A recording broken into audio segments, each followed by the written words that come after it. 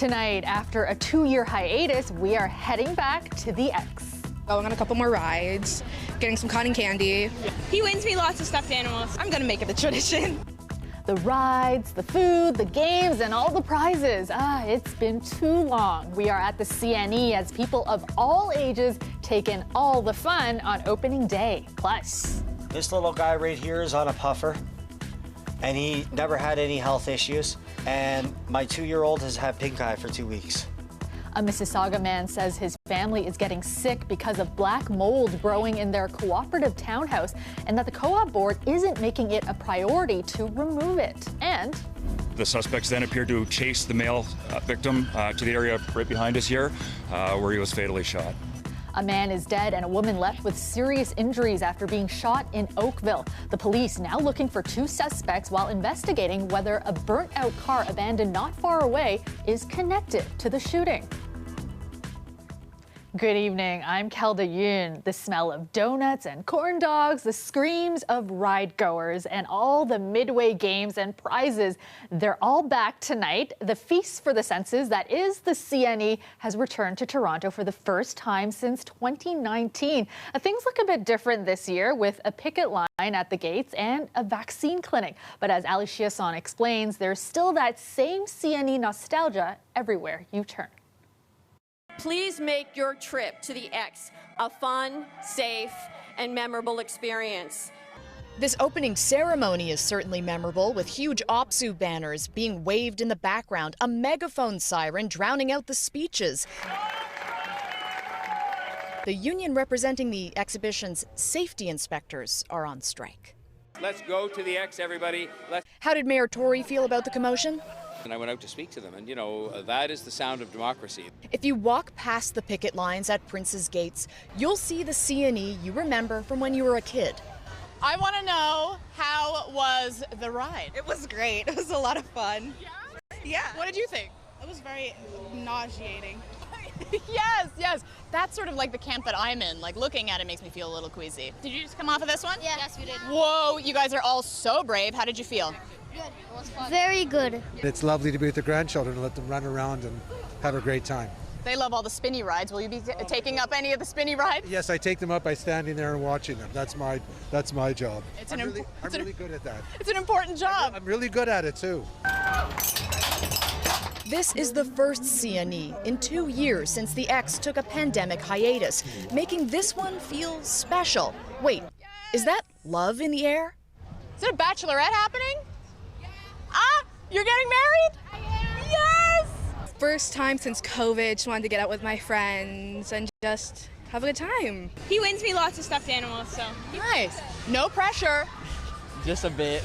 I know you guys love prizes. Let's see how good you are. Step right up all day, every day, guys. I worked in the balloons where you shot the water in the clown's mouth and it blew up, and that's how you won. I worked here from 1972 to 1980. So it's changed a lot since then? Oh yeah. When I worked at the CNE, there was no union. Okay, I can tell you that clearly. I used to work probably, call it 14 hours, 15 hours. And sometimes we even slept over here in the Horse Palace. Wow! Yeah. Since then, a lot has changed at the CNE. Okay, a vaccine clinic at the CNE, you might not think is the most popular attraction, but it's not even 3 o'clock yet, and they've already had 15 people come by. Sure, there's new stuff here that reflects the times we're in, but the nostalgia is everywhere, and that's kind of sweet. What's your favorite part about the CNE? I love the food, but the rides and spending time with my family. But the food is also really good. Yeah. Are you going to try any of the crazy food?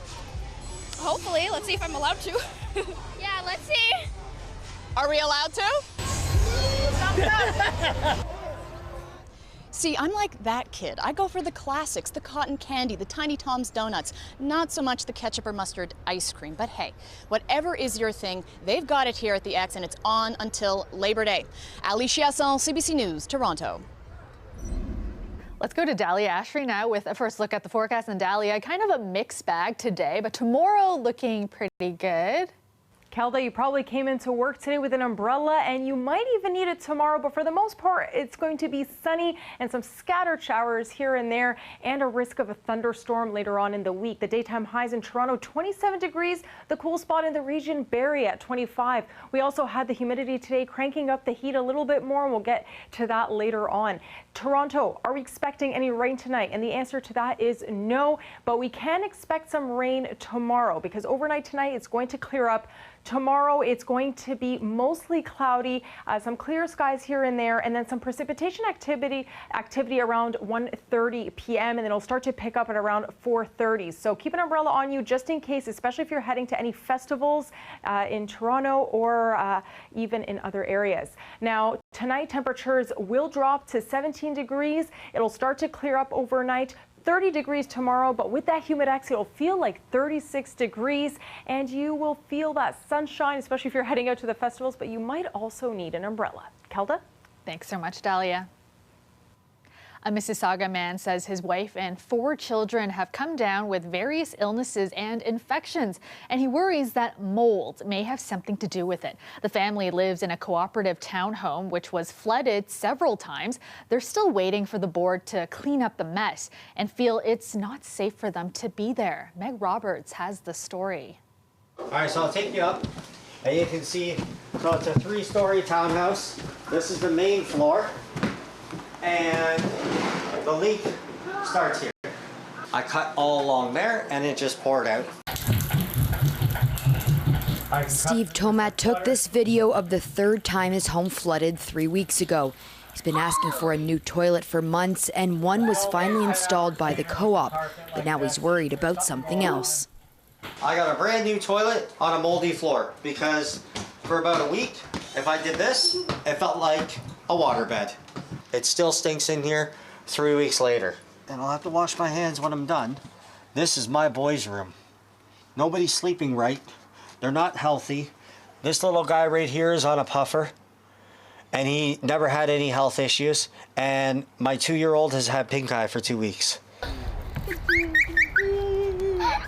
The family is now spending more time outside where the 4 children ages 2, 5, 6, and 10 can play safely, while Tomat pleads with the co-op to proceed with urgency to get them out. It's a headache. My wife cries. These little guys, I care about these little guys. This is why we do what we do. This is what parents do what we do. We protect our little guys. And they don't care. The family's townhome off Dundas near Mississauga Road is run by a co-op, which is responsible for maintenance of the units. They've contracted a company to do an air quality report, which recommended the damage be removed. Even just 24 hours after flooding, the home inspector says mold can start to grow. Honestly, you don't know exactly how you're going to be affected by it. And if it's there, there's a chance that eventually you're going to have a negative health response. Tomat says the co-op has agreed to fix the damage, but has not offered to pay for the family to sleep elsewhere, instead asking them to move to another floor. I got a dog in there that's 220 pounds. I got a little dog. I got 4 kids, 2 adults, 2 birds, and a turtle. I have a zoo in there, and you want me to live on the middle floor. Meg Roberts, CBC News, Mississauga. CBC Toronto reached out to the co-op for a response, but they didn't get back to us by our deadline. Well, Premier Ford is heading to Atlantic Canada this weekend to meet with other premiers about the current strains on our healthcare system. It comes after Ontario's health minister released a 5-point plan to deal with hospitals under pressure, including a plan to transfer patients out of hospital and into temporary long-term care homes, something advocates are calling a violation of patient rights. Lorena Redekop has the latest. Reiner Petke worries about his mom and what the Ford government's plans could mean. That just made my heart sink because my mom's 95 years old. She lives at home where he's her caregiver. She's already on waiting lists for long-term care. He can't imagine if she ends up hours away. Sooner or later, there's going to be a fall. This is what happens, and inevitably they wind up in the hospital. And that's the only way they ever get onto the priority list to get in long-term care. One expert can't believe the government's proposal. Honestly, I'm horrified because it fundamentally is stripping the human rights of people to actually make a choice about where they want to live. You know, the only people in our society that we don't give a choice about where they want to live are convicted criminals. This is all as hospitals are overwhelmed, struggling with a lack of staff. The government says hundreds of people have been in hospital for 6 months waiting for a long-term care bed. It plans to move 1,300 people by next March. The bill, introduced by the government, says certain actions may be carried out without consent, though yesterday the minister introduced it this way. What the bill does not do is forcibly move patients out of alternative level of cares. What the bill does not do is force people into homes at a great, massive distance away from their families. It doesn't specify what distances are allowed. It does say a patient cannot be physically restrained to be transferred to a home. But you just saying, I don't want to go, no, we can still push you along unless you start physically restraining. Like, this is absolutely draconian. He says often the homes that have space are older homes or ones that suffered the worst outbreaks and most deaths during the pandemic. And I know many lawyers have already, are looking at this and are absolutely horrified at this, breach of, fundamental justice and fundamental rights of people. Dr. Sinha hopes to talk with the government and suggest amendments, such as requiring people to have up to 5 long-term care home choices and not allow just one. Lorenda Redicop, CBC News, Toronto. CTV's parent company, Bell Media, is undertaking an internal review following the dismissal of chief news anchor Lisa Laflamme. A statement from the company says it is taking steps to initiate an independent third-party workplace review. The statement also says CTV regrets the way news of Laflamme's departure was communicated, noting it may have left the impression the company didn't value the contribution she made to the network during her 35-year career. Laflamme released a video on social media earlier this week saying she was blindsided after finding out that Bell was ending her contract. Halton police are searching for 2 suspects after an early morning shooting that left 1 man dead and a woman seriously injured. It happened in a new residential community near the QEW and Bronte Road. Dale Manukduk has the details. Many in this quiet Oakville community were awoken to multiple rounds of gunshots around 1 a.m. 2 people, both in their 20s, were shot. Only the woman survived. It appears that the shooting occurred outside of a residence on Belt Lane. The suspects then appeared to chase the male victim to the area right behind us here, where he was fatally shot. That area is right outside Danielle Ventura's home. She found the body and called 911.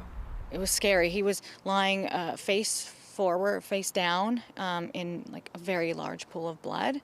So his head, I think, was almost in the grass. It was hard to see even his head. But Ventura is shaken like others in this new community, still under construction. I've never seen anything like this before, but I moved into this neighborhood thinking it's, high-end, nice community, it's a nice neighborhood. You just would never expect to see something like that. Even looking out the window, I wasn't expecting to see a body. Police are looking for 2 male suspects in possession of a gun that was fired into multiple homes and punctured several vehicles. One of the residents we spoke with who did not want to appear on camera was awoken by the gunshots. He came to his balcony and saw a woman laying on the ground here screaming for help. There's also bullet holes on the side of this car and a flat tire on the front passenger side. Now, this person also noticed that there was a white SUV parked in this spot over here with one of the doors open. He saw a man jump in and the car speed off. Around 1:30, police responded to calls of a vehicle on fire about 15 kilometers away. The witness we spoke to says it's the same car he saw speed off, but police have not confirmed that. They're asking that anyone with information or video surveillance contact them. Dale Manukduk, CBC News, Oakville. Toronto police are identifying the victim of a shooting that happened yesterday, and they say 23-year-old Daniela Malia was located with multiple gunshot wounds in an underground garage near Jane and Wilson. She was pronounced dead at the scene. This marks the city's 42nd homicide of the year. Police are asking any witnesses to come forward. Police are searching for suspects after what appears to be an attempted armed robbery tonight at a Rexall in Scarborough. When they arrived on site, they located a man in his 60s that was suffering from gunshot wounds. He was transported by emergency run to hospital. He's currently in critical condition and is in surgery. Police say the suspects fled in a getaway car, and this was just one of several incidents involving guns in the city tonight. Police have also reported 2 armed carjackings and a store robbery. They are investigating whether the incidents are connected. Welcome back. Today was the last day for anyone interested in running in this fall's municipal elections to throw their name in the hat.